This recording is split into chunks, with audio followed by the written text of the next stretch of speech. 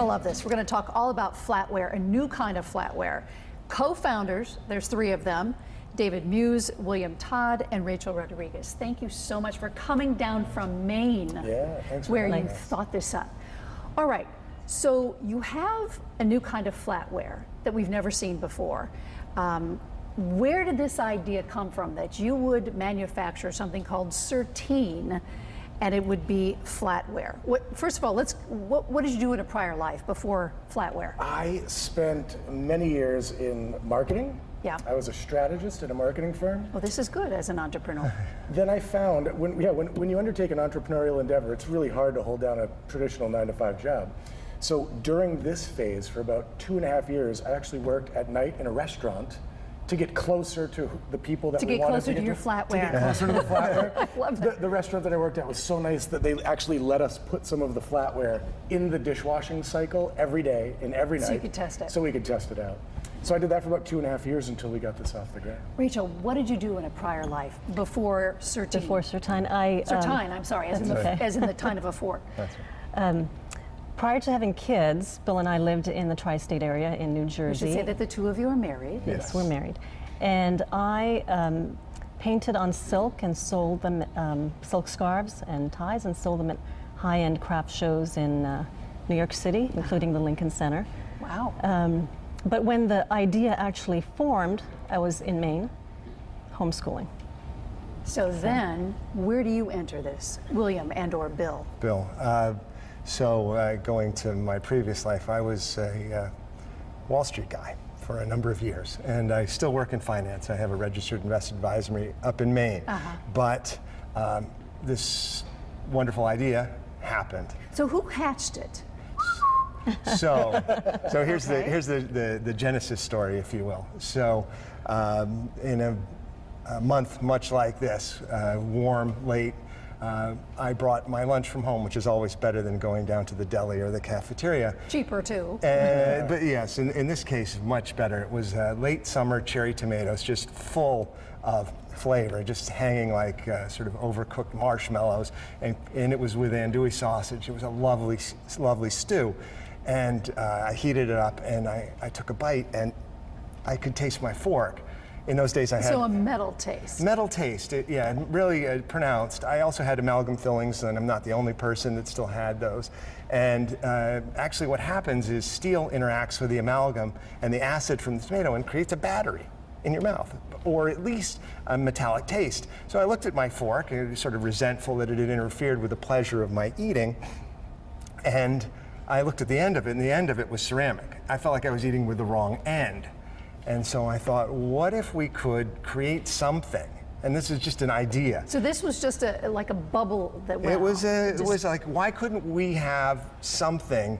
And I didn't know what that thing was. That's why you need to have people, because just because you have an idea doesn't mean you can flesh it out. Right. What can we do to create a fork that doesn't feel or taste like because metal? Asian restaurants have chopsticks, Absolutely. right? Or ceramic Right. with spoons. They don't use metal. Yes. They don't. So who said, why don't we do this? How did we come up with the name Certine? How did this happen?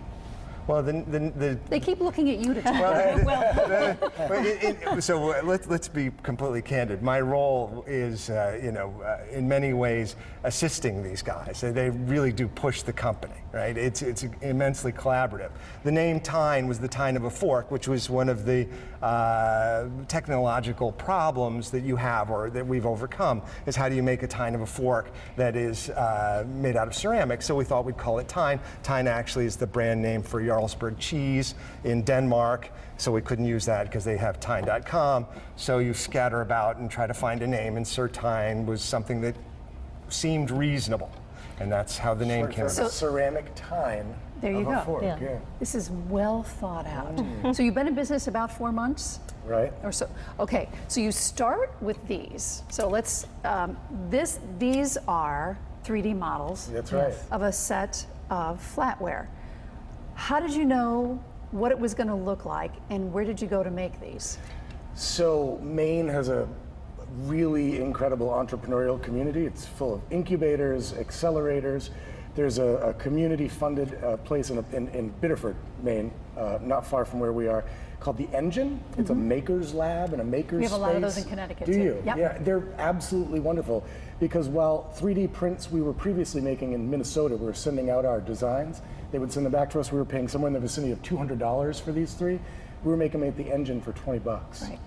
And they're light, and did you decide on a certain modern look, Rachel? Well, what we wanted was something that was ergonomic, so easy in the hand, a beautiful look, something that was elegant.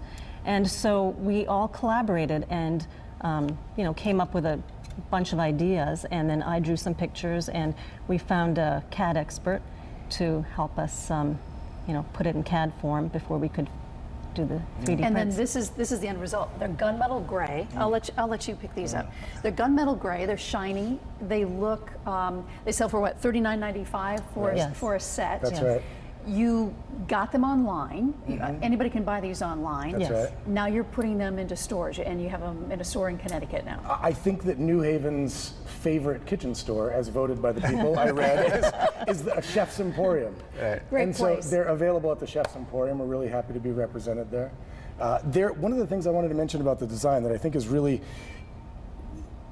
in creating this product, we wanted to create a brand and we wanted to create an ethic around that brand.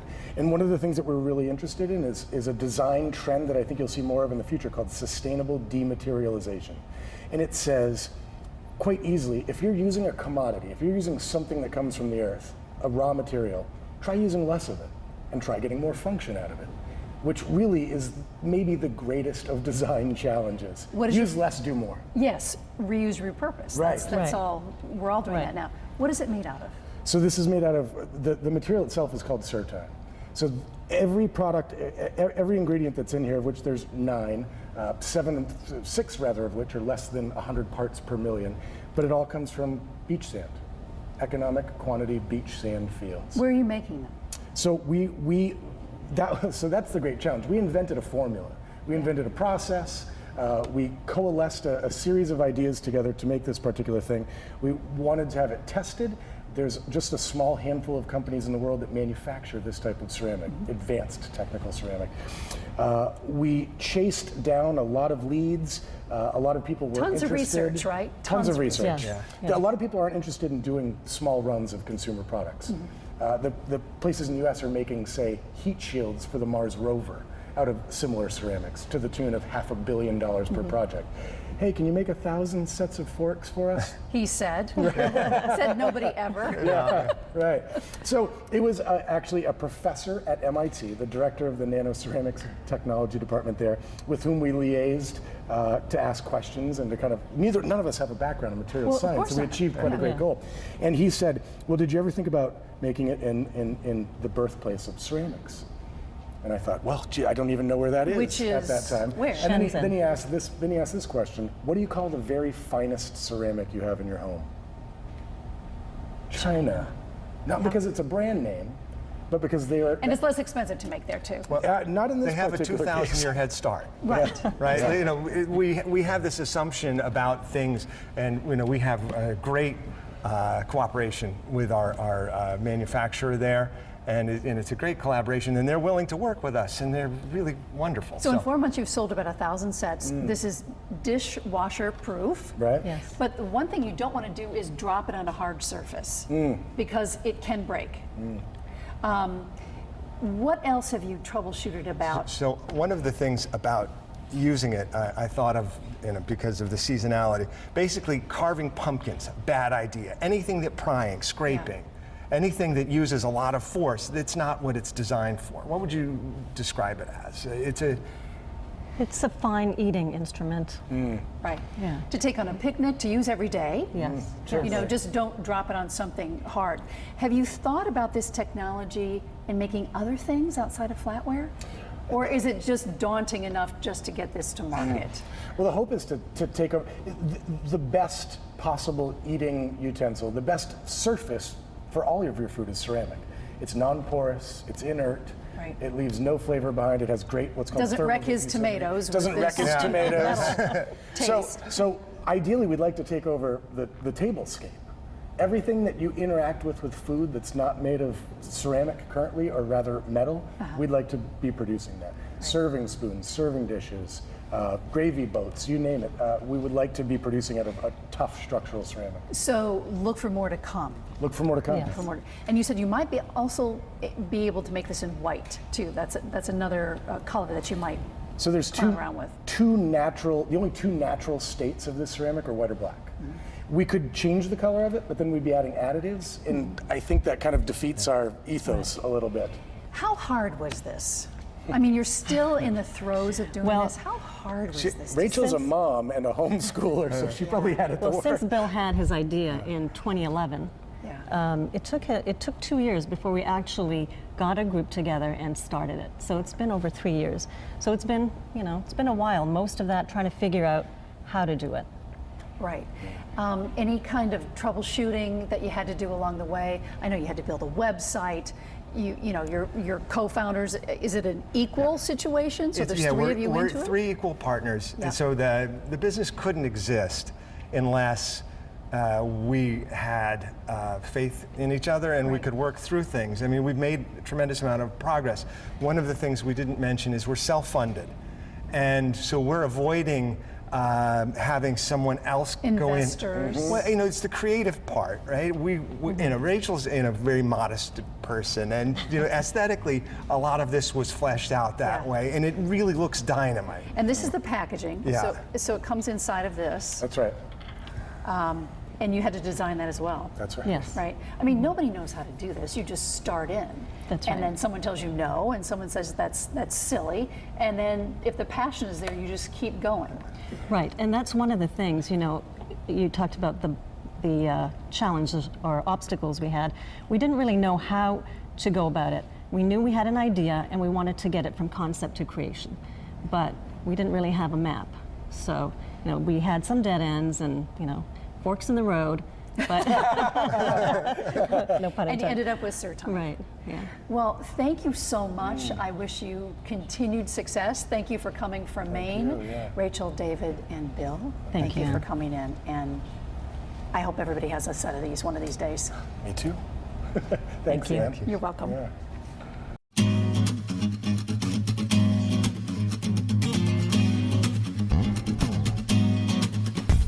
Made a trivial pursuits when one this in. Who is this girl I spend all night kissing? And if was right here, then who else is missing? Got a little sidetracked if I'm so wishing to find the keys to the door, but it's also a metaphor. Need to keep locked in the grocery store of a mind. Just to save time, skip right ahead to the last ride. The harder we look, the less we can see. Don't you know, that you need me.